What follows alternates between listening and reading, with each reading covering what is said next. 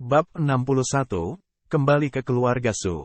Ketika Su Yun melihat Hu Qianmei menyeringai, hatinya terasa seperti akan melompat keluar dari dadanya. Tindakannya seperti firasat yang tidak menyenangkan. Kamu mengatakan bahwa Lu adalah master terkenal dari hukum Buddha. Dia diam-diam melangkah mundur saat dia berbisik. Ah, itu benar. Hu Qianmei menyeringai ketika dia menjawab, alasan datang ke keluarga Su adalah untuk menemukan Su Yun, kan? Hu Qianmei menganggukkan kepalanya bolak-balik. Kemudian tangan kecilnya perlahan meraih belati di pinggangnya, tapi senyum di wajahnya tidak hilang. Kenapa? Apakah Lu mencoba menemukan Su Yun? Su Yun diam-diam berkata sambil menelan air liurnya. Kristal surgawi. Hu Qianmei dengan licik berkata sambil tersenyum. Jika Lu menyerahkannya, gue akan mengampunimu. Jadi Lu datang ke sini untuk kristal surgawi. Hu Qianmei dengan cepat mengeluarkan suara Kong Qiang dan mengeluarkan belatinya. Dia tidak mengatakan sepatah kata pun saat belati itu menembus leher Su Yun. Dia hanya tersenyum dan memerintahkan, berikan padaku. Tanpa diduga, setelah kata-kata itu diucapkan, Su Yun memiliki penampilan yang lega. Mengapa Lu tertawa? Melihat lawannya begitu santai, Hu Qianmei menjadi sangat penasaran dan memutuskan untuk bertanya. Ah, tidak apa-apa. Su Yun tertawa, hanya, kristal surgawi tidak ada padaku. Lalu siapa yang memilikinya? Tentu saja, gue tidak akan mengatakannya. Kalau begitu satu-satunya pilihanku adalah membunuhmu. Hu Qianmei dengan acuh tak acuh berkata saat dia akan mengambil tindakan. Baik. Su Yun sepertinya tidak peduli. Dia hanya mengangkat bahu dan berkata, ngomong-ngomong, jika gue mati, maka tidak ada yang akan tahu di mana keberadaan kristal surgawi. Karena Lu memutuskan untuk membunuhku, maka gue hanya akan memberimu potongan hidupku yang busuk ini. Ah, sungguh memalukan tentang harta itu. Lu akan selamanya terkubur di area gelap gulita. Setelah kata-kata ini diucapkan, belati di leher Su Yun segera diambil. Kemudian, aroma yang indah tercium ke hidungnya saat tubuh lembut memeluk lengannya. Oh, apa yang kakak katakan? Kapan gue pernah ingin membunuhmu? Gue benar-benar menyukai saudara laki-laki gue yang luar biasa. Wajah Hu Qianmei tampak malu saat dia mengucapkan kata-kata ini dengan malu-malu. Setelah Su Yun menyaksikan ini, dia dengan gugup mengingatkan dirinya sendiri bahwa batu abadi masih ada padanya. Gadis rubah ini sangat kuat. Ekspresinya berubah lebih cepat daripada saat cuaca berubah. Niat membunuhnya mendominasi 1 detik dan selanjutnya, dia merasakan pesona rayuannya. Namun, pada saat ini, Hu Qianmei dengan licik mengatakan satu kalimat lagi, jika gue tidak mendapatkan kristal surgawi dalam waktu 5 hari, maka gue akan dipaksa untuk menyingkirkan saudara laki-laki. Saat dia mengatakan ini, jari-jari putih kecilnya dengan lembut mengetuk gagang belati yang ada di pinggangnya. Ancaman. Ini adalah ancaman telanjang, bagaimana mungkin dia tidak mengetahuinya? Meskipun demikian, dia tidak pernah menyangka bahwa kesulitan mengerikan yang berkaitan dengan gadis rubah ini sebenarnya ditujukan kepadanya atau tujuan utama, untuk mendapatkan kristal surgawi. Mengapa dia memutuskan untuk mendapatkannya sendiri? Bagaimana dia tahu bahwa dia memiliki kristal surgawi? Perut Su Yun penuh dengan pertanyaan, yang sepertinya tidak ada habisnya. Namun, masalah yang harus dia selesaikan saat ini bukanlah pertanyaan seperti ini, melainkan bagaimana memecahkan kekuatan dominan dari gadis rubah, kultivasi dan auranya yang sangat tinggi. Dia tidak ingin kehilangan kristal surgawi. Jika dia kehilangan kristal surgawi hari ini, maka semua rencananya yang dipikirkan dengan matang akan terganggu. Waktu hampir habis, dan tanpa kristal surgawi, semua usahanya akan sia-sia. Saat itu, 2 penjaga yang berada di sela-sela akhirnya turun. Salah satu penjaga gemuk mendekati mereka dan langsung menghadap Hu Qianmei dengan ekspresi sopan. Dia saat ini gemetar ketika dia berkata, tetua ini, tolong tunggu sebentar, si kecil di sini. Si kecil di sini akan memberitahu patriark rumah juga. Su Yun, kamu juga menunggu sebentar, tolong jangan lari-lari, oke? Setelah dia selesai berbicara, penjaga itu mundur beberapa langkah dan berbalik. Dia berlari keluar dari sekte luar. Tampaknya penjaga ini benar-benar tegang dan gugup saat dia bergegas pergi. Su Yun memutuskan untuk merumuskan rencana. Dia harus menemukan alasan yang bagus. Jika kebenaran menjadi publik, kristal surgawi akan sangat sulit untuk disembunyikan. Memiliki gadis rubah yang menawan ini sudah membuatnya sakit kepala yang mengerikan. Jika keluarga Su juga menyadari harta ini, maka itu akan menjadi bencana besar baginya. Lebih jauh lagi, melewati pemakaman keluarga Su sudah merupakan pelanggaran berat. Menurut hukum keluarga Su, seluruh tubuhnya akan hancur menjadi tulang saja. Apa? Hu Qianmei tercengang mendengar pertanyaan itu. Kemudian dia bertanya, "Lu bahkan tidak mengenal orang itu?" Ceka, lu benar-benar tidak terlalu berhati-hati, bukan? Harta karun dewa sudah ada di depan mata orang lain, tapi lu tidak pernah menyadarinya.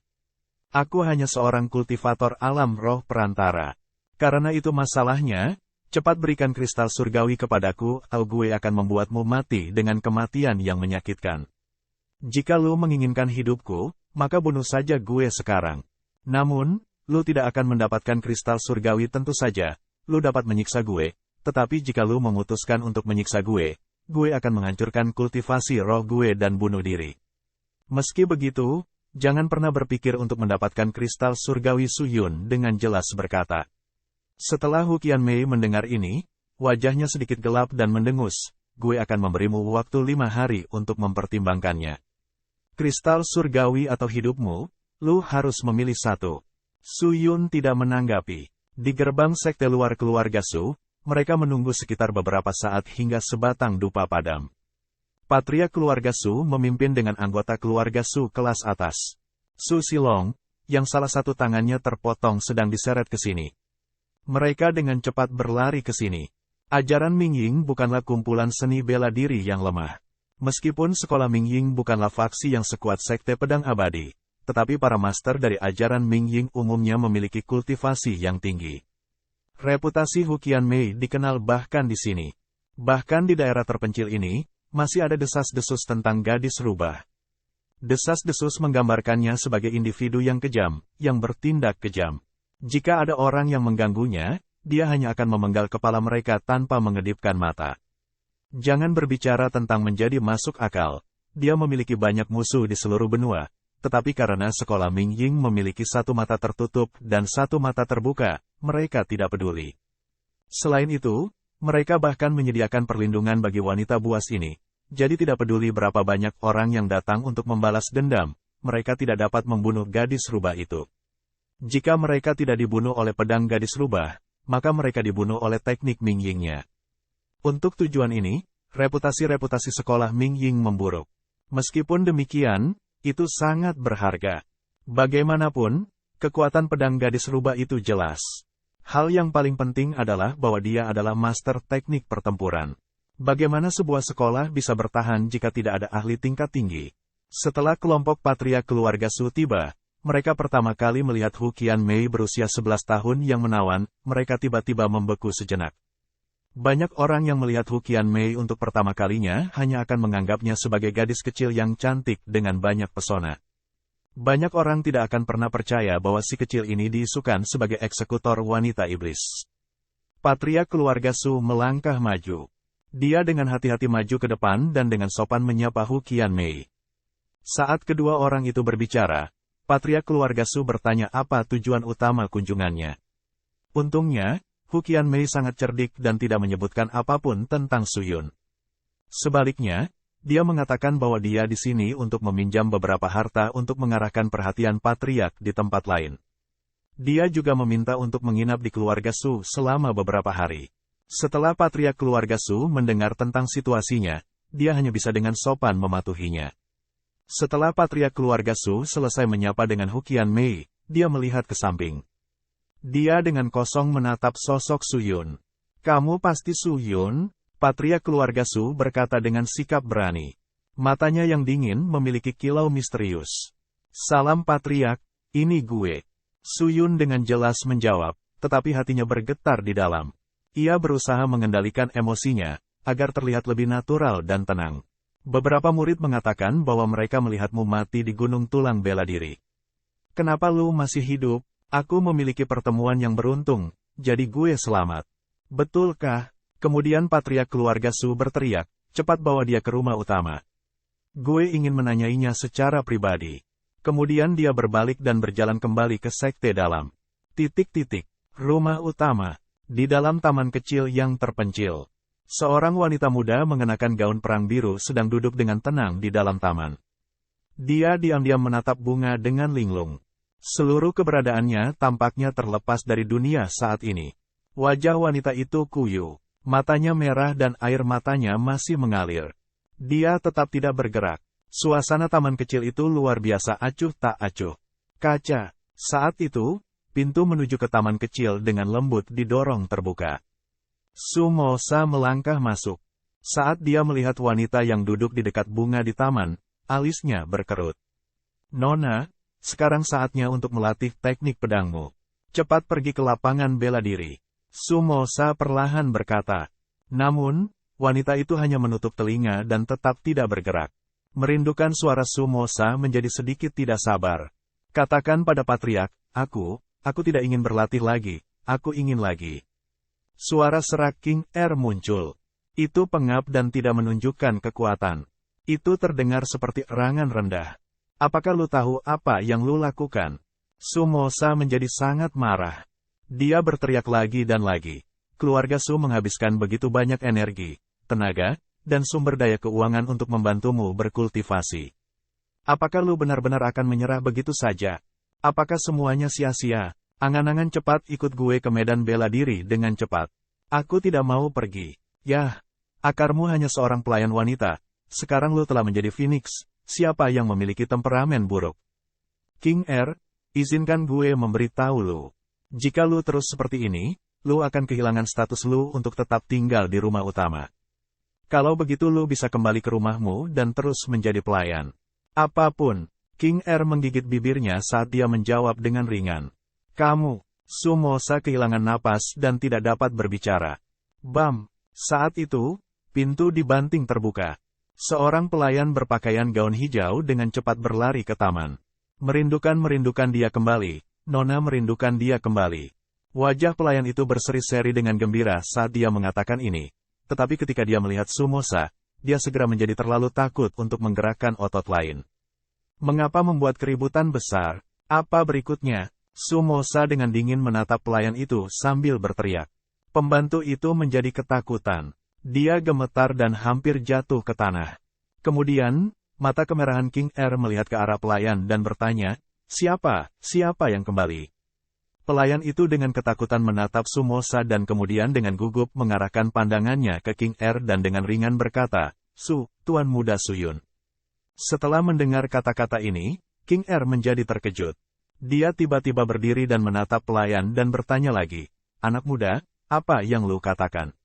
Siapa yang telah kembali? Bang. Tubuh pelayan itu ditendang dengan kejam dengan kaki Sumosa. Pelayan kecil itu sangat kesakitan saat dia berguling di tanah. Kamu jalang apa omong kosong ini? Cepat pergi sekarang, Sumosa meraung. Sumosa tidak takut sama sekali dan hanya mencibir. Jika lu memiliki keterampilan, maka cepat gunakan pedangmu, namun, lu harus mempertimbangkan konsekuensinya. Siapa yang akan tertawa terakhir, kamu atau gue? Wajah King Er berubah, tapi dia akhirnya menyarungkan pedangnya kembali dan jari-jarinya terlepas dari gagang pedang. Dia berjalan ke arah pelayan yang tergeletak sambil memegangi perutnya dengan menyakitkan dan berbisik, cepat pergi ke medan bela diri. Jika dalam 1 jam terakhir lu tidak melakukannya, gue dapat melapor ke Patriark. Sumosa tertawa keras dan pergi. Bab 62, benar. King Er menyedot beberapa aura rohnya ke pembantu Xiao Cui saat dia memeriksa luka-lukanya. Kemudian, dia membawa Xiao Cui ke bangsal medis aula utama. Meskipun Mosa hanya memberikan 1 tendangan, tetapi karena tingkat kultivasinya yang tinggi, praktis seolah-olah dia mengincar luka yang fatal. Meskipun demikian, karena dia tidak mati, dia pergi begitu saja. Tepat setelah memasuki bangsal medis, dia dengan cepat mengatur perawatan untuk luka Xiao Cui. Xiao Cui masih kesakitan, tapi dia berhasil mengangkat tangannya untuk meraih King Er. Nona, cepat kembali. Gue tidak punya masalah lagi. Kembalilah, dan temukan Suyun. Tuan muda, King Er dengan ringan berkata, tapi dia masih enggan untuk meninggalkannya. Namun, di dalam hatinya, dia jauh lebih khawatir tentang Suyun. Dia tidak tahu dalam keadaan apa tuan mudanya kembali dari gunung tulang bela diri. Dia bahkan tidak tahu apakah dia memiliki banyak luka. Mata merah King Er mengeras. Hanya setelah banyak berpikir, dia berdiri kembali dari tempat tidur Xiao Cui. Dia menghadap tabib roh dan berkata, hati-hati dalam menyembuhkan Xiao Cui. Jika ada kesalahan sekecil apapun, gue akan menghukummu. Ya, Bu Dokter roh tua itu mengangguk. Setelah dia selesai, dia dengan cepat keluar dan meninggalkan bangsal medis aula utama keluarga Su. Saat ini, dia langsung menuju ke sekte dalam keluarga Su. Para elit sekte luar Su Silong dan elit sekte dalam semuanya berada di dalam aula utama. Mereka sudah memasuki aula pertemuan. Mereka baru saja selesai berbicara dengan Hu Qianmei dan juga memenuhi permintaan Hu Qianmei. Mereka sudah menjual barang-barang itu padanya, bahkan jika beberapa barang itu mahal, tapi itu untuk menjaga koneksi, jadi keluarga Su bersedia menjualnya. Tentu saja, Hu Qianmei terdampar di sini selama beberapa hari, yang tidak ditampung oleh patriark keluarga Su. Setelah semua orang memasuki aula, kerumunan semua mengambil tempat duduk mereka. Su Yun dengan sabar menunggu di luar aula pertemuan sebelum dia dibawa masuk. Di luar aula pertemuan ada 4 murid lapis baja berat dengan peralatan tingkat hijau. Di tangan mereka, mereka memegang senjata dan pembela tingkat hijau. Murid sekte luar bahkan tidak bisa dibandingkan dengan penjaga elit ini. Mereka memancarkan aura roh yang mendominasi saat mereka berdiri di sana. Mereka kebanyakan adalah roh tingkat menengah ke-7, krim penjaga di keluarga Su. Setiap ekspresi penjaga itu fokus dan tenang. Mereka tidak berani menunjukkan sedikit pun kewaspadaan. Aula pertemuan bisa menampung sekitar 10 orang. Orang-orang paling penting seperti pelayan tengah sekte dalam Su Silong, Menteri Keuangan Su Minghe, Menteri Pemerintah Su Xiaofang, perwira militer Suda, dan juga dosen kepala sekte dalam Elder Yi Xin Qiu. Sisanya berasal dari elit sekte luar. Secara teratur, mereka tidak akan diizinkan untuk datang ke tempat ini. Tetapi karena urusan saat ini yang berhubungan dengan murid sekte luar Su Yun, mereka terkait. Karena itu, mereka berada di luar, meskipun tidak bisa masuk ke dalam gedung. Salam, patriark yang terhormat Su Yun berkata saat dia masuk ke dalam sambil menatap semua orang. Matanya tertuju pada orang yang duduk di belakang aula pertemuan, Patriark Su Lisiong. Tetua keluarga Su semuanya telah tiba, meskipun itu berurusan dengan masalah sekte luar, jika bukan karena pesona Hu Qianmei, mungkin Patriark bahkan tidak akan campur tangan. Su Yun diam-diam mengepalkan tinjunya dan jantungnya berdegup kencang. Dia berdiri diam di sana. Su Yun, pada saat ini, sambutan terbuka datang dari Patriark. Itu memiliki nada yang serius. Tidak ada keramahan atau kesedihan. Ya Su Yun menjawab dengan suara rendah. Aku ingin bertanya kepadamu, di Gunung Tulang Bela Diri, apa yang terjadi pada akhirnya? Mengapa seseorang menyaksikan Lu dibunuh oleh roh iblis diam? Namun, Lu berdiri di sini, baik-baik saja. Tidak hanya itu, Penatua Sekte Pedang Abadi secara khusus datang ke sini untuk menemukan Lu lalu, apa urusanmu dengan Penatua Long Xianli? Apa yang baru saja Lu lakukan? Su Lisiong tidak membuang kata-kata, dia langsung ke intinya. Penatua Long Xianli pergi ke sini sendiri. Su Yun menjadi terkejut. Apa tujuan wanita ini datang ke sini? Apakah dia tahu bahwa dia memiliki kristal surgawi? Hati Su Yun dalam kekacauan, tetapi patriark keluarga Su saat ini mengajukan banyak pertanyaan kepadanya. Dia tidak merencanakan ini sebelumnya, tetapi dia tidak bisa mengalahkan rumput untuk menakut-nakuti ular. Memperingatkan para tetua tentang kebenaran. Selanjutnya, rencananya saat ini mengharuskan dia untuk tetap berada di keluarga Su. Jika dia harus pergi, dia masih perlu membawa King Air. Akhirnya, dia selesai memikirkan situasinya. Kemudian dia berbicara, Patriark yang terhormat, hari itu, Su Yun memang akan dibunuh oleh roh iblis diam. Hidupku tergantung pada seutas benang dan gue terjebak di atas tebing. Su Yun takut dan tidak ingin dibunuh oleh roh iblis diam, jadi gue memilih untuk melompat. Gue mendarat di salah satu danau di Gunung Martialbon. Su Yun cukup beruntung untuk tidak tenggelam, tetapi tubuh gue kelelahan dan gue tidak dapat meninggalkan Gunung Tulang Bela Diri tepat waktu. Setelah itu, Su Yun baru saja berkeliaran di sekitar Gunung Tulang Bela Diri dan menemukan sungai yang mengalir keluar dari Gunung Tulang Bela Diri. Gue hanya mengikuti sepanjang sungai untuk meninggalkan Gunung Tulang Bela Diri dan kembali ke keluarga Su. Gue baru saja bertemu Hu Qianmei di depan gerbang utama saat gue tiba. Gunung Tulang Bela Diri sangat besar, jadi meskipun itu adalah daerah terlarang keluarga Su, pesona keluarga Su jelas tidak akan mampu menutupi seluruh gunung. Oleh karena itu, tidak mengherankan bahwa beberapa sungai di gunung akan mengarah keluar. Setelah Su Li Xiong mendengar ini, alisnya perlahan menyatu. Matanya serius dan fokus saat dia diam-diam memelototi Su Yun untuk melihat apakah ada kata-kata yang dia katakan bohong. Su Yun sangat menyadari bahwa aura roh yang sangat kuat sedang memeriksa tubuhnya tanpa kata-kata dan diam-diam mencoba untuk menentukan kondisi mentalnya saat ini. Hua, saat itu, batu abadi yang tersembunyi di pakaiannya mulai bergetar dengan lembut. Arus hangat segera meluap dan menutupi hatinya. Itu memungkinkan dia untuk mempertahankan pikiran yang stabil. Efek batu abadi tidak hanya meningkatkan kemampuan kultivasi, tetapi juga dapat membantu meditasi, di mana seseorang harus memiliki pikiran yang tenang dan fokus penuh. Su Yun diam-diam menatap Su Li Xiong, melihat apakah dia memperhatikan batu abadi. Setelah melihat bahwa tidak ada yang salah, dia menghela nafas lega. Su Li Xiong tetap tenang saat matanya menatap Su Yun dalam-dalam. Setelah beberapa saat, dia berbicara, apakah ini yang sebenarnya terjadi? Ya, kulit Su Yun tidak berubah. Su Li Xiong terdiam. Kedua belah pihak fokus pada ekspresi satu sama lain, jadi tidak ada celah. Kemudian, pada saat ini, Su Li Xiong sekali lagi bertanya, untuk penatua Sekte Pedang Abadi Long Xianli, dia mengklaim bahwa Lu telah mencuri beberapa jenis artefak dari Sekte Pedang Abadi. Gue ingin tahu, apa yang Lu curi dari mereka? Sekte Pedang Abadi mengklaim gue mencuri dari mereka. Pupil mata Su Yun menyusut karena dia sedikit gugup. Jelas, Long Xianli benar-benar menemukan tentang dia dan kristal surgawi. Agaknya, alasan mengapa dia meninggalkan pekarangan keluarga Su adalah karena dia mendengar bahwa dia telah dikirim ke pengadilan di Gunung Tulang Bela Diri. Namun, Long Xianli tidak memberitahu bahwa artefak itu adalah kristal surgawi kepada keluarga Su. Kalau tidak mungkin pergi dengan kristal surgawi. Karena itu masalahnya, dia ingin membiarkan keluarga Su menemukan kebenaran dari masalah ini, karena dia tidak yakin bahwa dia benar-benar mati di Gunung Tulang Bela Diri. Oleh karena itu, ketika keluarga Su menanyai Su Yun tentang peristiwa yang terjadi, bahkan jika sulit untuk menyembunyikan kristal surgawi, itu bukan tidak mungkin. Setelah dia selesai menganalisis, Su Yun menarik napas dalam-dalam. Dia telah memilih untuk berjudi.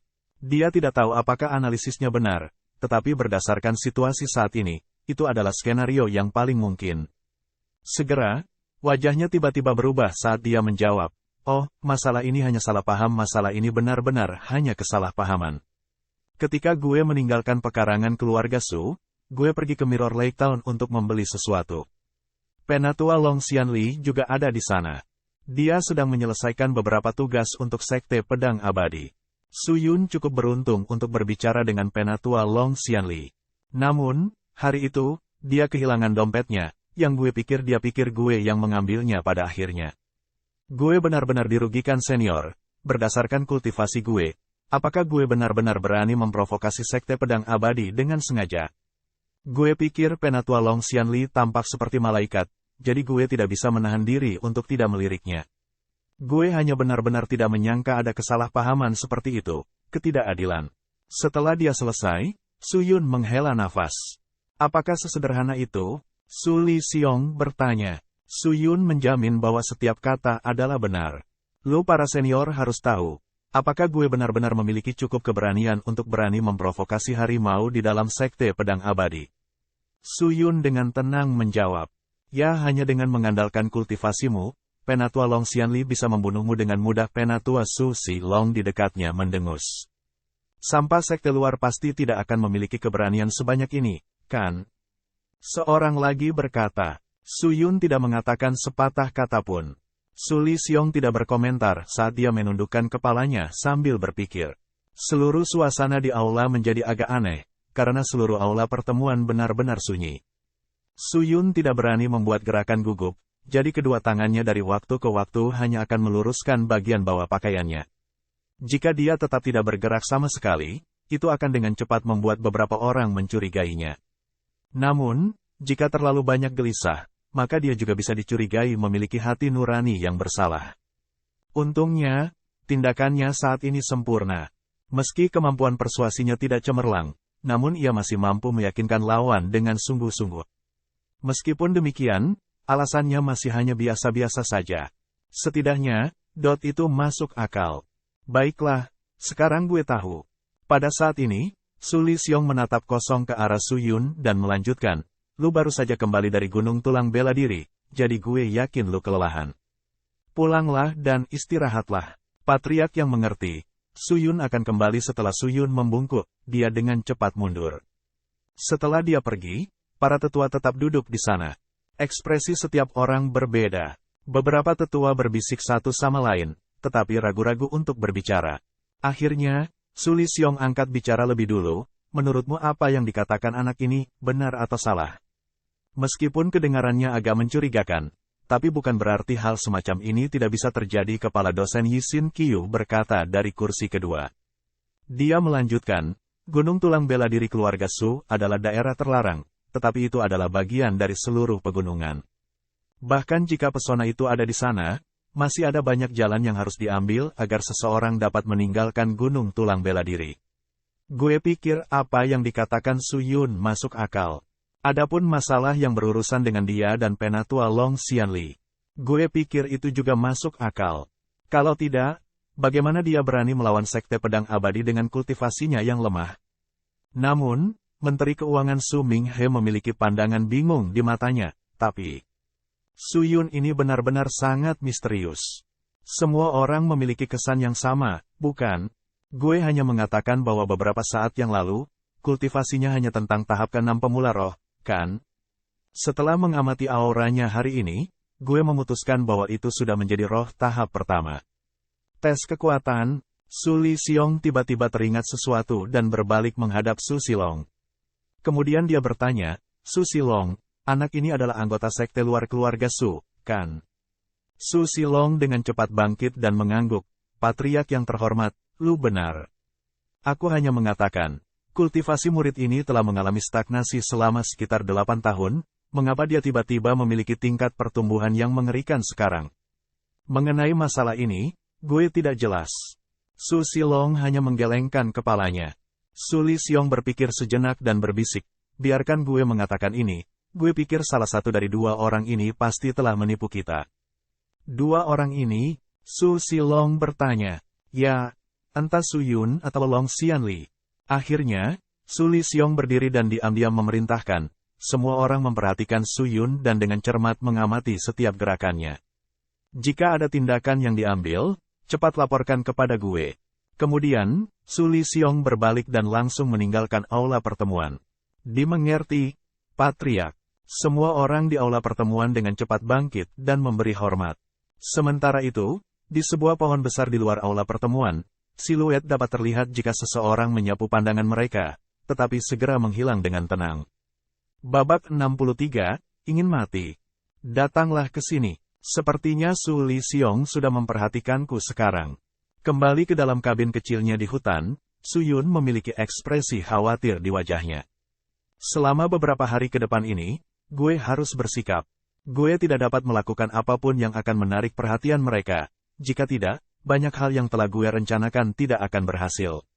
Di kamar kecil yang kumuh di kabinnya hanya ada kursi dan meja usang. Tempat tidurnya pada dasarnya masih rusak dan lemarinya bahkan tidak memiliki kaki. Karena sudah lama dia tinggal di dalam kabin kecilnya, ada lapisan tebal debu abu di atas mejanya.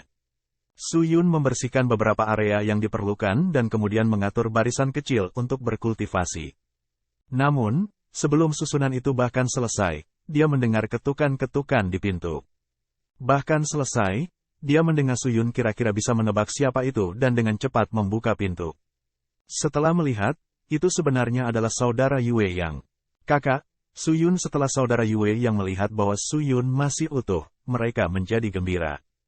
Mata Xin Yue mulai berlinang air mata, dan dia menutup mulutnya untuk menangis. Saudara Su Yun, kami mengira lu telah mati. Su Xing yang meraih Su Yun dalam pelukan erat. Lengannya erat melingkari Su Yun sehingga membuat Su Yun hampir tidak bisa bernapas. Kedua saudara kandung menjadi tenang setelah beberapa saat kegembiraan dari reuni emosional mereka. Kemudian mereka memasuki pondok kecil itu.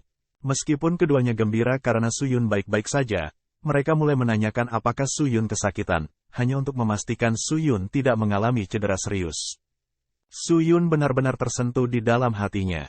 Di depan saudara Yue Yang, dia tidak menyembunyikan apapun. Keduanya tidak akan pernah mengkhianatinya, jadi dia berbicara tentang semua yang telah terjadi, termasuk makam Su Tianlong. Saat keduanya mengetahui tentang petualangan Suyun, mereka menjadi bersemangat tetapi juga gugup. Mereka sangat terkejut bahwa Suyun sekarang berhasil memasuki tahap kedua perantara roh. Dengan hanya sedikit lebih dari setengah tahun pelatihan, kultivasi rohnya melonjak dari tahap ke-6 pemula roh ke tahap kedua perantara roh. Apa kecepatan yang luar biasa ini? Sangat mungkin bahwa bahkan dalam sejarah keluarga Su, tidak ada jenius yang mencapai hasil ini. Faktanya, mereka tidak tahu bahwa Suyun telah memulihkan bakatnya, dan ditambah dengan efek batu abadi, akan aneh jika kecepatan kultivasinya tidak begitu cepat. Ah, benar, Xin Yue dan Xing Yang. Gue punya sesuatu untuk diberikan kepada kalian. Suyun mengaktifkan cincin spasialnya saat dia mengobrak-abrik item di dalamnya. Cincin spasial? Su Xin Yue bertanya saat dia melihat cincin logam kuning tua di jari Suyun. Saat dia menutup mulutnya dengan kaget dia bertanya, "Saudara Suyun, bagaimana lu mendapatkan cincin spasial?" Di Mirror Lake Town, gue menyelesaikan misi dan mendapatkan cukup uang untuk membelinya, kata Suyun sambil tersenyum. Menyelesaikan misi demi uang. Xin Yue dan Xing Yang saling berpandangan. Keduanya merasa seolah-olah Suyun ini hampir tidak dapat dikenali oleh mereka. Setelah beberapa saat mengobrak-abrik cincinnya, Suyun mulai mengeluarkan sejumlah besar kristal giok darah, ketukan-ketukan di pintu. Mereka jatuh dalam satu tumpukan, yang benar-benar menyerupai bukit kecil yang terbuat dari batu giok. Jika seseorang dengan cepat menghitung kristal, mungkin ada beberapa ratus ditumpukan. Xin Yue dan Xing yang terpaksa tetap terkejut. Saudara Suyun, ini semua kristal giok darah. Yue yang tergagap dengan lidahnya saat dia bertanya. Suaranya bergetar. Ya, Suyun hanya mengangguk. Bagaimana bisa ada begitu banyak? Xin Yue bertanya. Dia mengambil tangannya yang gemetar untuk mengambil sepotong kristal untuk diperiksa. Itu nyata. Dia benar-benar tercengang. Ini diperoleh setelah membunuh Su Nanye. Suyun berkata dengan suara rendah. Setelah dua saudara kandung mendengar ini, pikiran mereka tidak bisa menahan diri untuk tidak mengulangi serangan mendadak yang telah membunuh Su Nanye. Seketika, mereka merasakan hawa dingin di punggung mereka, dan tubuh mereka mulai bergetar. Jadi, orang yang membunuh Su Nanye adalah saudara Suyun. Xin Yue berbisik. Suyun senior berada di kultivasi tingkat menengah roh, jadi membunuh Su Nanye tidak mudah. Kedua bersaudara itu tidak akan berani meremehkan Suyun lagi. Apa yang terjadi dengan pesta pora judi yang tidak tahu apa-apa tentang dunia? Mereka menyadari bahwa Suyun tidak akan membutuhkan bantuan mereka sekarang. Meskipun demikian, masalah ini tidak mempengaruhi perasaan di antara ketiga orang itu. Setelah mengeluarkan semua kristal giok darah, Suyun menunjukkan rencananya. Xin Yue dan Xing Yang, kristal giok darah ini sudah cukup bagimu untuk ditukar dengan kontribusi kepada Su Silong, yang seharusnya memungkinkan kalian berdua memenuhi syarat untuk masuk. Sekte dalam. Apa? Xing Yang terkejut. Saudara Suyun, apakah lu benar-benar ingin memberikan semuanya kepada kami? Tidak, kami tidak menginginkan mereka. Saudara Suyun, lu harus mengambilnya untuk ditukar dengan kontribusi lu sendiri. Xin Yue berdebat sambil menggelengkan kepalanya. Aku tidak bisa memasuki sekte dalam, kata Suyun setelah beberapa saat. Kenapa? Tanya Xin Yue. Sulit untuk mengatakan alasannya, tetapi kristal giok darah ini disiapkan khusus untuk kalian. Jika lu memasuki sekte dalam, maka seluruh hidup lu akan menjadi sangat mudah. Sudah cukup jika lu bekerja sama dengan gue. Nanti gue telah menyinggung banyak anggota sekte dalam, jadi jika gue memasuki sekte dalam, itu sama sekali bukan kehidupan yang damai bagi gue. Tetapi, jangan ragu, cepat ambil saja, jawab Suyun. Melihat Suyun yang begitu ngotot, kakak beradik itu akhirnya menurut, meski sempat ragu sejenak. Saudara Suyun, jika lu butuh bantuan, pastikan untuk memberitahu kami. Bahkan jika kami memasuki sekte dalam, kami pasti akan membantumu. Xin Yue berkata dengan ekspresi serius. Gadis bodoh Suyun tidak bisa menahan senyum. Kalian telah membantu gue lebih dari cukup. Dua saudara kandung dan dia terus berbicara selama 1 jam lagi, sampai ketukan lain terdengar di pintu kabin kecil. Ketuk-ketuk.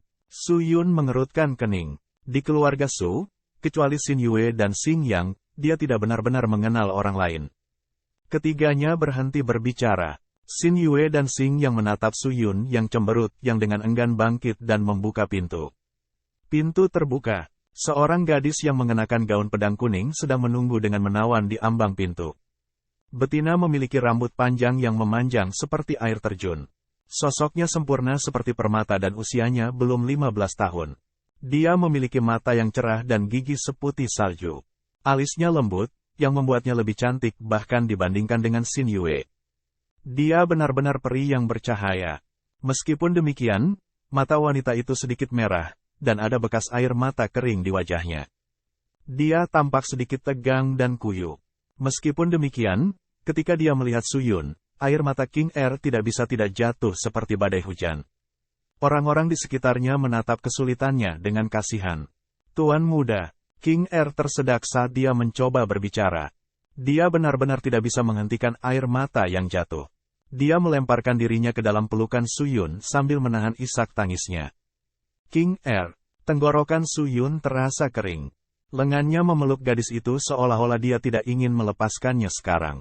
Melihat situasi itu, gadis itu mulai terisak lebih keras saat air matanya mulai membasahi dada Su Yun. Setelah beberapa saat, dia berhenti gemetar dan menangis. Dengan mata merahnya, dia menatap Su Yun. Tuan muda, kamu, apa lu baik-baik saja? King Er terisak lagi. Jangan khawatir, King Er, gue baik-baik saja. Lu tidak perlu khawatir tentang gue. Su Yun tertawa. Tidak ada yang lebih besar. Terima kasih Tuhan. Tuan muda pasti sangat berhati-hati dan waspada. Semoga lu memberkati Su Yun untuk kembali dengan selamat dari gunung tulang bela diri. King Er menghadap ke langit untuk menyelesaikan doa di sini. Su Yun tidak benar-benar tahu bagaimana perasaan King Er tentang dia, tetapi tidak ada keraguan bahwa dia tidak ingin kehilangan gadis ini. Selama beberapa saat pertama, saudara Yue yang hanya duduk di sana membeku. Setelah itu, Xin Yue dengan riang berlari dan memberikan beberapa lelucon. Dia menyapa King Er untuk duduk dan mengobrol dengan mereka. Melihat penampilan King Er yang kuyu, hati Su Yun sangat kesakitan. Bahkan dengan jadwal sibuknya, dia bergegas dari rumah utama tanpa istirahat. Meskipun dia tidak banyak berbicara, dia masih merasakan perhatian tulus Su Yun padanya.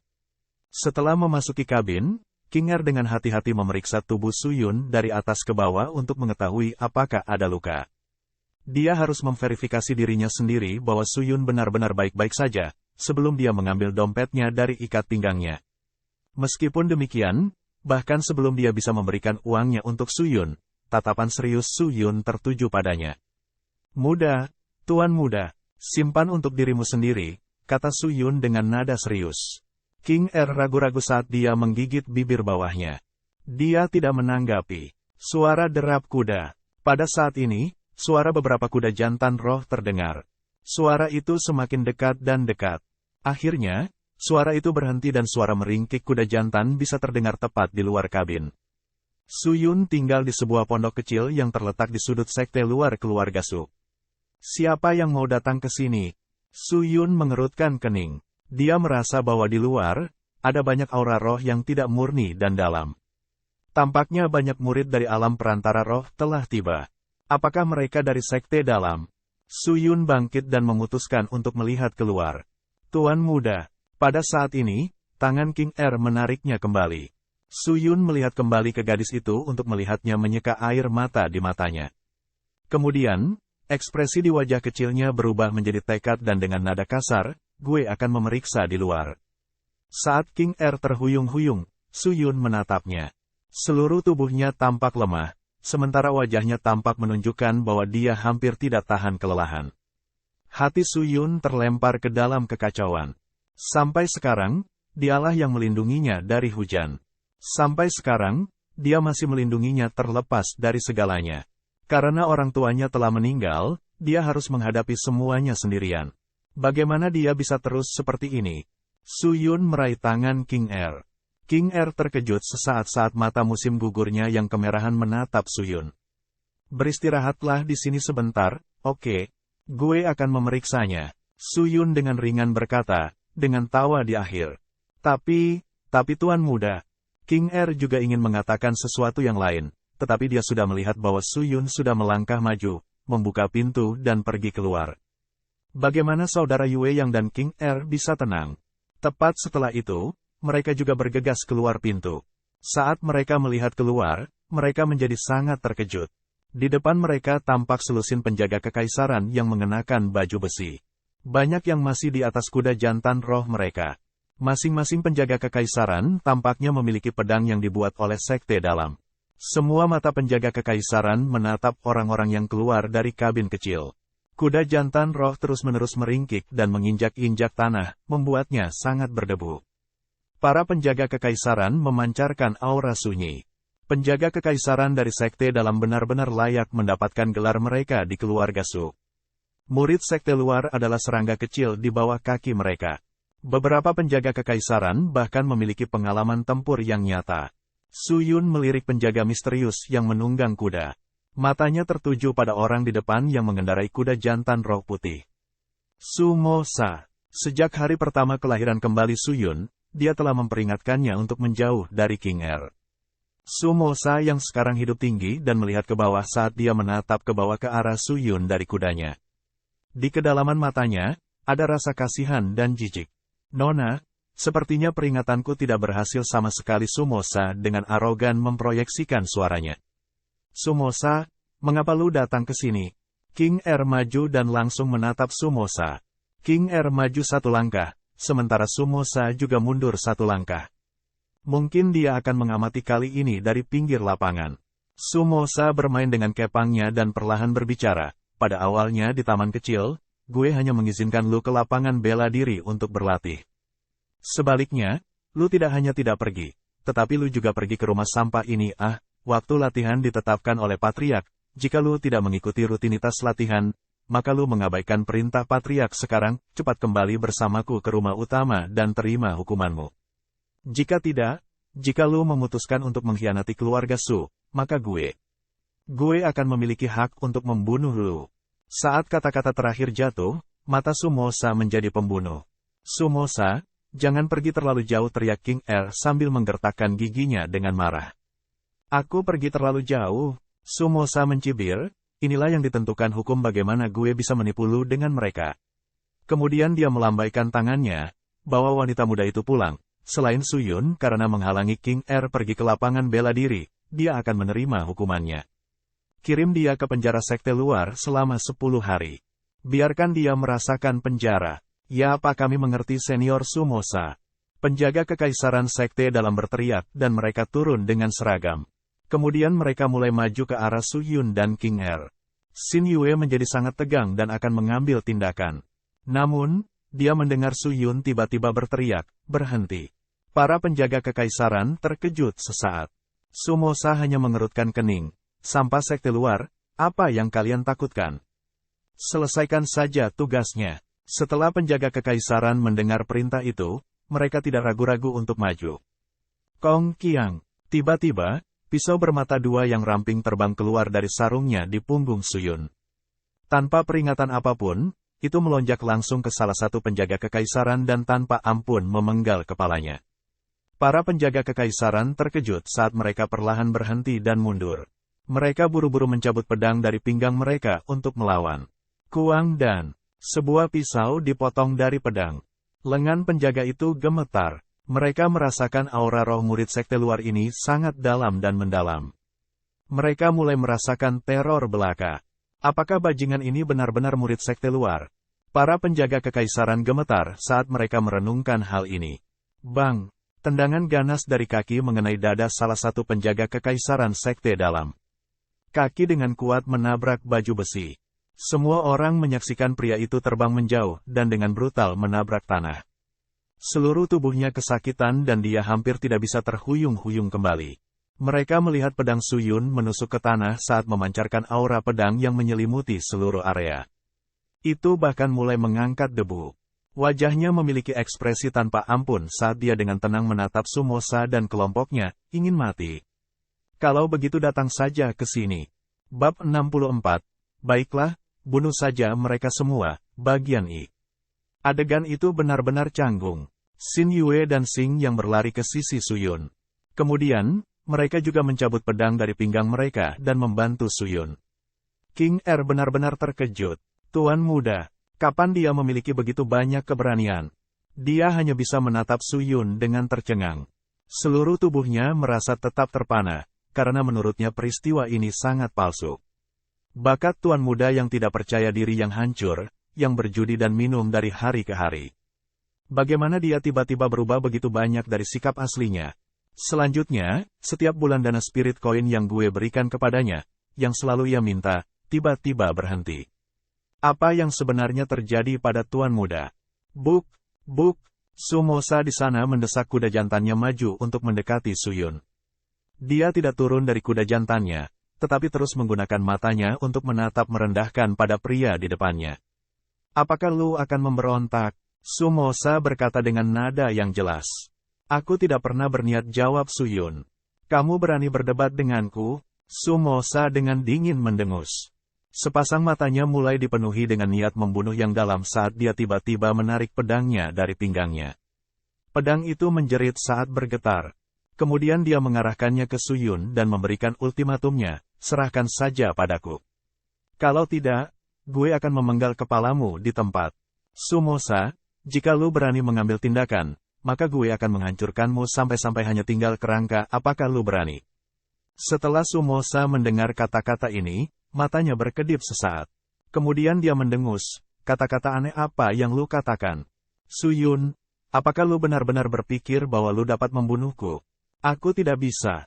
Lalu siapa yang bisa? Sumosa tertawa. Suyun mengangkat tangannya dan menunjuk ke King Er. Sumosa membeku sesaat dan kemudian tiba-tiba tertawa lagi. Hahaha, pelayan wanita. Hahaha, ini benar-benar terlalu lucu. Mata Sumosa mengeluarkan air mata saat dia terus tertawa. Hanya setelah waktu yang lama berlalu dia berhenti.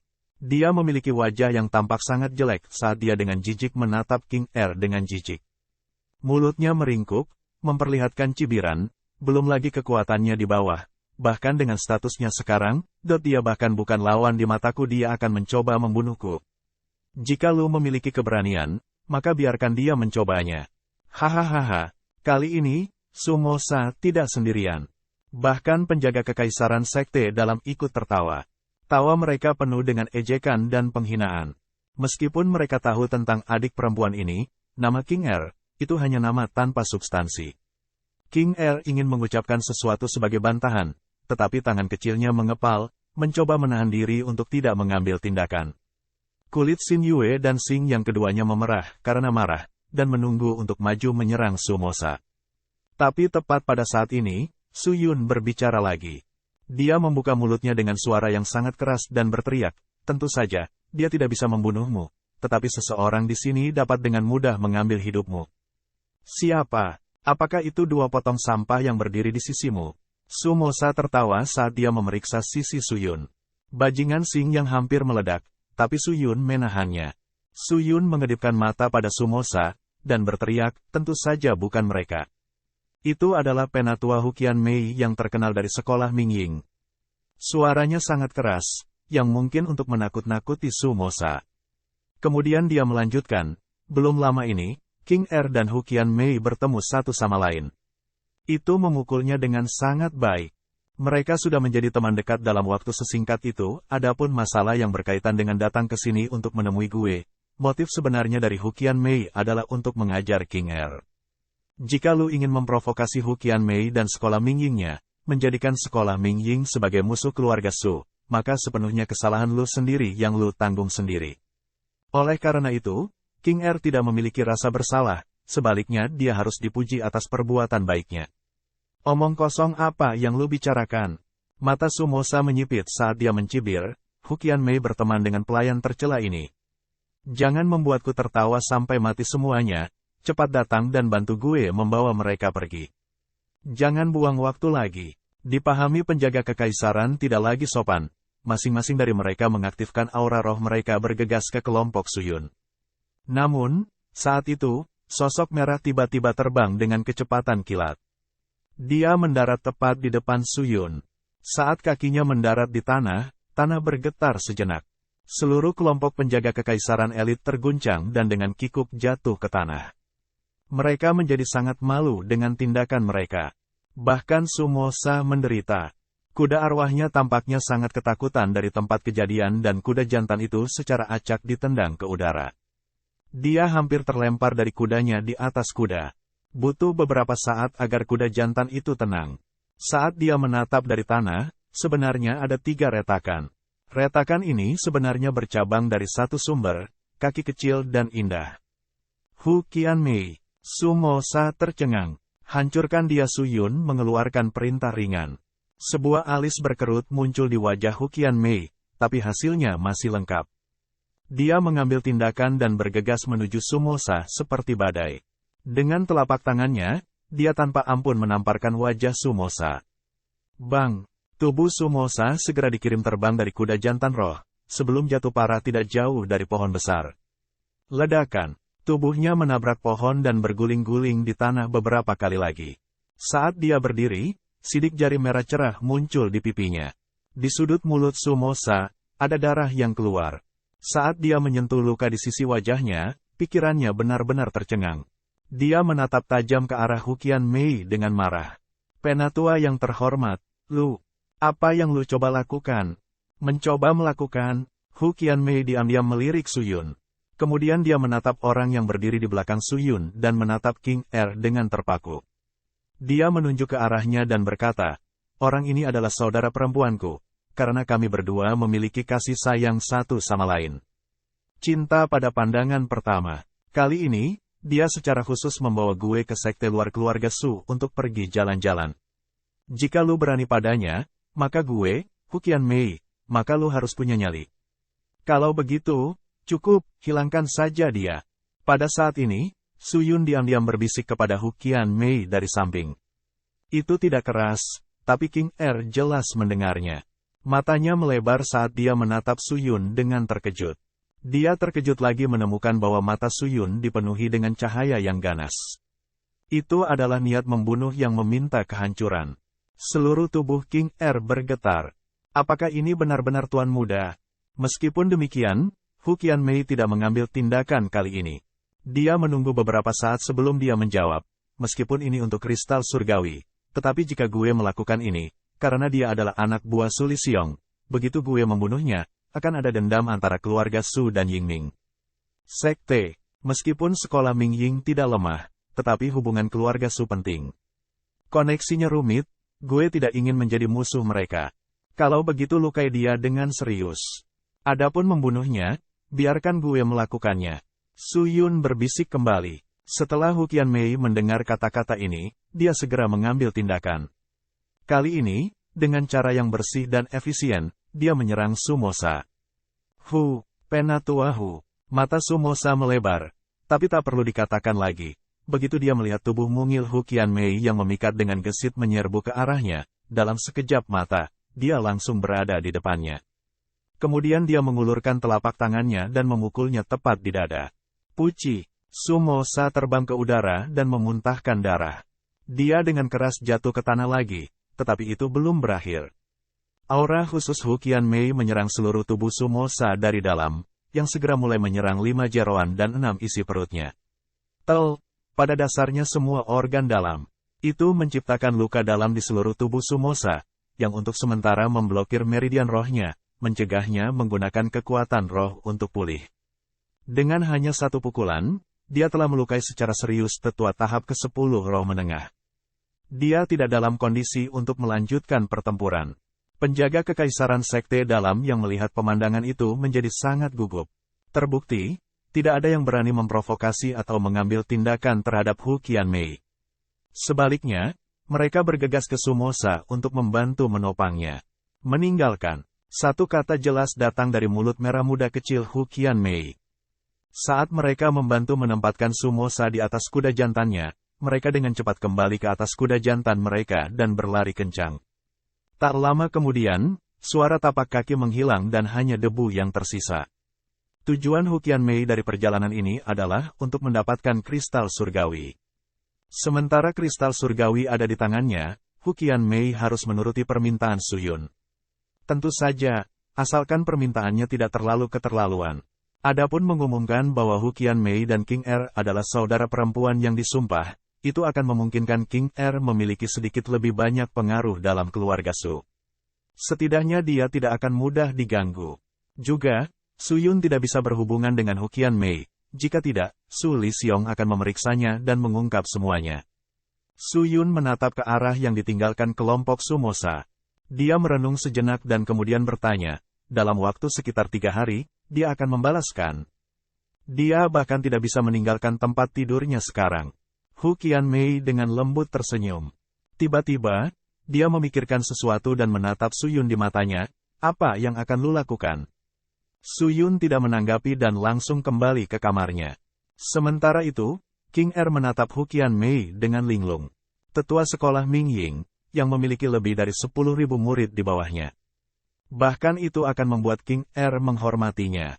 Patriark keluarga Su secara pribadi pergi ke sekte luar untuk menyambutnya. Hu Qianmei benar-benar berusaha keras untuk membantunya kali ini. Selanjutnya, dia mengatakan bahwa dia adalah saudara perempuan yang disumpah. Cepat masuk dan bicara. Adik perempuan Hu Qianmei memperlihatkan giginya yang seputih salju saat dia tersenyum pada King Er. Segera setelah itu, ekor putih saljunya yang besar menghilang ke dalam ruangan. Setelah memasuki gubuk, Xin Yue dan Xing yang hanya berdiri di depan meja. Mereka tidak berani mengambil tindakan, sama untuk King Er. Menurut pendapat mereka, mengetahui kultivasi Hu Qianmei, bagaimana mungkin mereka berani gegabah? Haha, duduk saja semuanya. Jangan terlalu kaku. Adik perempuan King Er, jangan malu-malu. Ceka, lu terlihat sangat imut, Hu Qianmei berkata sambil mengedipkan mata pada King Er dengan matanya yang menawan. Lidah kecil Hu Qianmei yang halus menjilat bibirnya seolah-olah dia memiliki tatapan rakus padanya. Wajah King Er memerah dan buru-buru menundukkan kepalanya. Baiklah, Penatua Hu, jangan menggoda lagi. Su Yun tidak sopan dan langsung duduk di lantai. Aku menggoda? Orang bisa melihat Hu Qianmei menoleh ke Su Yun dan berkata dengan berseri-seri, gue menggoda mereka. Dibandingkan dengan gue, ada seseorang yang telah memainkan 2 atau 3 trik pada gue. Batuk. Su Yun tiba-tiba batuk parah. Meskipun demikian, Hu Qianmei jelas bermaksud untuk berteman dengan King Er. Kemudian, dia mengangkat tangan putih kecilnya dan menjentikkan jarinya. Seketika, lapisan cahaya putih menyelimuti Xing Yang, Xin Yue dan King Er. Tiba-tiba, ketiganya menemukan bahwa mereka tidak dapat mendengar apapun dari telinga mereka. Apa yang sedang terjadi? Mengapa kita tidak bisa mendengar apa-apa? Xing Yang dengan cemas berkata. Saat itu, suara Hu Qianmei muncul di benak mereka. Aku punya beberapa hal untuk didiskusikan dengan Su Yun. Akan merepotkan bagimu untuk mendengarnya. Jadi untuk sementara gue melindungi kemampuan pendengaranmu, jadi semuanya tunggu saja. Setelah mereka mendengar ini, hati semua orang menjadi tenang. Apa yang sedang lu lakukan? Su Yun bingung ketika dia melanjutkan. Jika lu tidak ingin mereka mendengar percakapan di antara kita, maka kita bisa meminta mereka pergi. Bukan itu jika mereka pergi. Jika hanya ada 2 yang berguna di sini, akan ada rumor yang akan meledak dari situasi ini, Hu Qianmei berkata menggunakan pesonanya saat dia terkikik. Sepasang mata yang indah terus-menerus berkedip pada Su Yun dengan genit. Su Yun seperti pelayan. Dia tidak melakukan apa-apa.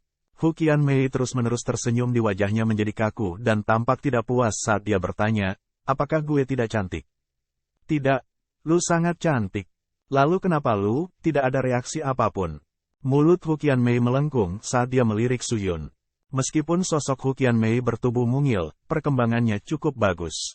Gaun pertempuran merahnya mendukung gundukan montok dan tak tertandingi, yang sepertinya ingin meledak. Jelas bahwa selain wajahnya yang menawan, masih ada area kunci lain yang akan menarik siapapun, dadanya.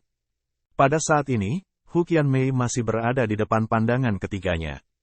Dia hanya mengabaikannya dan membuka kancing pakaiannya dan memperlihatkan kulit putih bersih dari tubuhnya yang halus.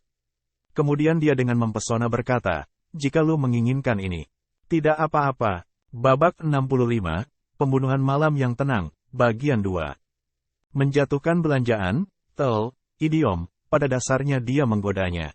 Selain itu, dia masih memiliki ekspresi yang sama. Tampaknya jika tekad Su Yun sedikit kurang solid, kemungkinan besar dia akan menurutinya. Namun, Su Yun tidak bodoh. Hu Qianmei adalah kultivator macam apa, mengapa dia tertarik pada orang lemah seperti dia? Selain itu, di kehidupan sebelumnya, Su Yun telah mengalami banyak trik seperti ini, mengapa dia berani mengambil tindakan? Untungnya, batu abadi miliknya selalu menjaga pikirannya, atau dia mungkin akan menjatuhkan dirinya di kakinya sekarang. Baiklah, jangan menggoda lagi. Sudah waktunya kita turun ke bisnis. Su Yun buru-buru mencoba untuk menjaga kepalanya tetap jernih saat dia berkata dengan lembut. Tidak peka, mulut Hu Qianmei melengkung ke atas dan dengan cepat meluruskan pakaiannya.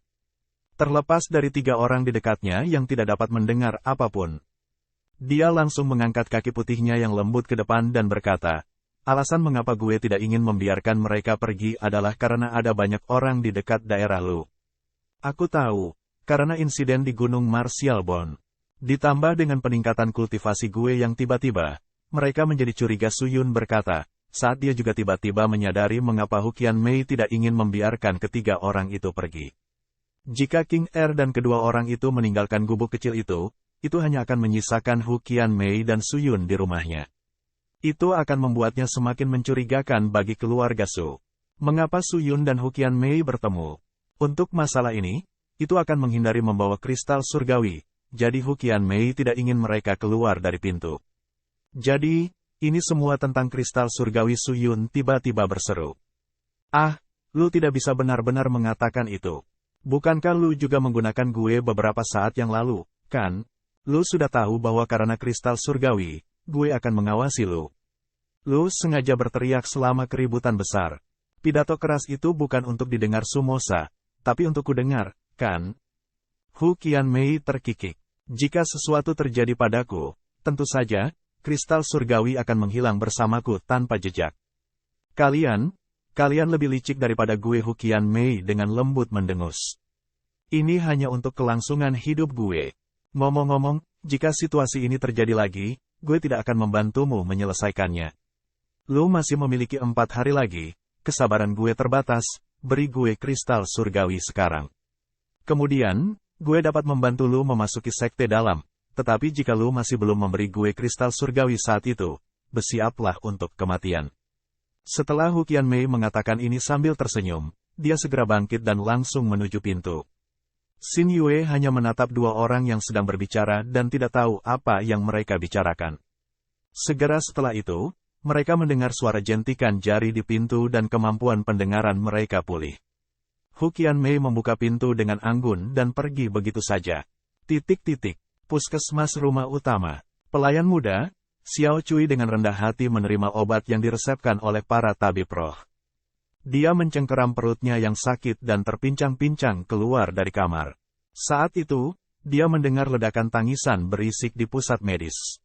Cepat bawa Penatua Sumosa ke dalam. Pelan-pelan, semuanya berjalan lebih lambat sekarang. Gelombang kebisingan membanjiri di dalam. Selanjutnya, dia melihat Sumosa digendong dengan 2 penjaga kekaisaran yang membuatnya tetap terangkat. Tepat setelah mereka memasuki pintu, mereka mendengar suara puji. Sumosa sekarang berdarah merah darah. Seluruh wajahnya menjadi lebih pucat saat dia mengerang kesakitan. Apa yang terjadi sekarang? Pikiran Xiao Cui bingung di tempat kejadian. Sumosa dengan hati-hati ditempatkan di tempat tidur dan para dokter roh senior dengan cepat mulai mendiagnosisnya. Setelah beberapa saat, patriark keluarga Su datang untuk mengusir semua orang. Melihat Sumosa dalam kondisi yang begitu lemah, suasana hatinya menjadi sangat murung. Apa yang terjadi? Apakah lu tidak mengikuti wanita muda itu? Su Li Xiong bertanya pada Sumosa dengan dingin saat dia menyalurkan aura rohnya untuk sepenuhnya menyelimuti Sumosa. Sumosa dengan lemah memberitahu patriark tentang peristiwa yang terjadi beberapa saat yang lalu. Apa? Gadis muda itu sebenarnya berteman dekat dengan Hu Qianmei. Bagaimana mungkin? Su Li Xiong jelas tidak percaya padanya.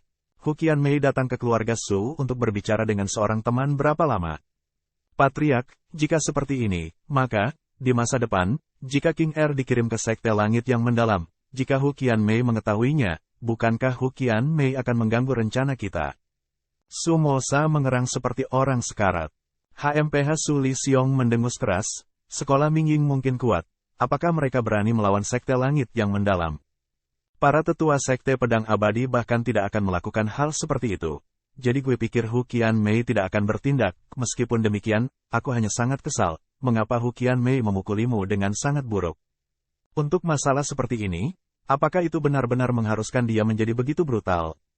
Mata Sumosa tiba-tiba melebar dan tangan Sumosa meraih sang patriark. Dia menjawab, "Senior, lu harus membalas dendam untuk gue, aku tidak puas dengan ini, aku tidak puas dengan hasil ini, aku pasti akan membalas, senior." Sebenarnya, Sumosa adalah keponakan dari patriark, namun banyak di keluarga Su bahkan tidak tahu tentang hubungan ini. Meskipun demikian, Su Lixiong dengan cepat melepaskan tangannya dari Sumosa sambil menatap dengan ekspresi serius.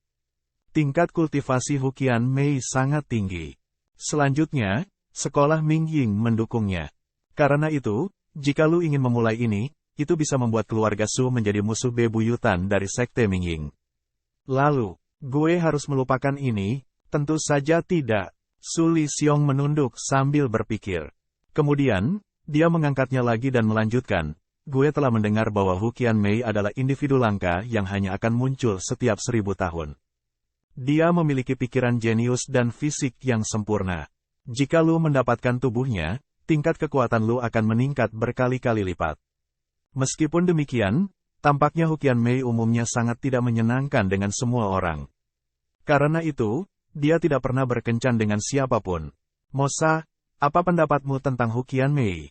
Hu Qianmei, Sumosa menatap kosong, pikirannya dipenuhi dengan seorang wanita muda menawan yang memiliki kulit surgawi. Matanya meledak dengan keinginan dan nafsu yang tak ada habisnya. Jika kita bisa mendapatkannya, gue bahkan akan baik-baik saja hidup beberapa tahun lagi. Baik, mari kita tunggu sampai lu lebih baik sebelum kita membahasnya. Ketika lu merasa sudah siap dan pulih, gue akan memikirkan sesuatu. Ah, Hu Qianmei. Sumosa mengepalkan tinjunya dan menggertakkan giginya, gue akan membuatmu menyesali ini. Tentang tujuan sebenarnya Hu Qianmei datang ke sini, Suyun memutuskan untuk tidak memberitahu Xin Yue dan yang lainnya. Dia berpikir bahwa jika mereka benar-benar mengetahui kebenaran masalah ini, kristal surgawi akan menjadi seperti kentang panas. Setiap orang akan memilikinya di pikiran mereka. Setelah Suyun berbicara sedikit lebih lama, King Er harus kembali ke rumah utama. Sementara itu, Xin Yue dan Xing Yang juga kembali ke rumah. Hu Qianmei masih berdiam di sekitar gubuk Suyun, tapi dia tidak bergerak. Suyun tahu apa yang dia tunggu dan juga mengerti bahwa waktu hampir habis. Bagaimana dia bisa menyingkirkan Hu Qianmei? Suyun tidak tahu, tapi tidak bisa dibiarkan seperti sekarang. Matahari segera terbenam dan kegelapan turun.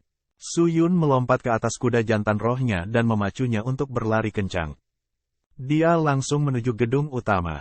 Memanfaatkan nama Hu Qianmei, dia tanpa hambatan sepanjang perjalanan. Dengan sangat cepat, kami memasuki halaman sekte luar dan berada dalam jarak 5.000 meter dari pintu masuk gedung utama. Keluarga Su memiliki 3 lingkaran.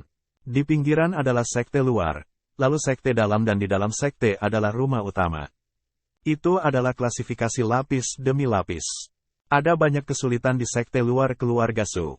Semua orang berjuang untuk masa depan mereka. Di sekte dalam, semua orang berjuang untuk meningkatkan kekuatan mereka. Adapun gedung utama, itu sedikit berbeda. Rumah utama tidak hanya memiliki kondisi terbaik, bangunan itu bahkan dibangun di atas permata air angin di dalam tanah. Saat seseorang melangkah ke dalam rumah utama, tingkat pemulihan kekuatan roh mereka akan meningkat tidak beberapa kali. Ini sangat bermanfaat bagi kultivator manapun.